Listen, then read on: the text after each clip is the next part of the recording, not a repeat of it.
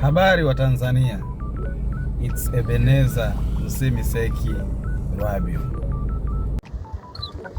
Dhamira yangu ndani ya mwaka 2026 ni kukuelezea mambo mawili mahususi kwa lugha nyepesi. Jambo la kwanza ni kushare na wewe knowledge ya Katiba ya Jamhuri ya Muungano wa Tanzania ya mwaka 1977. Na jambo la pili ni kukuelezea mahusiano kati ya mwajiri na mwajiriwa katika muktadha wa sheria za ajira hapa Tanzania.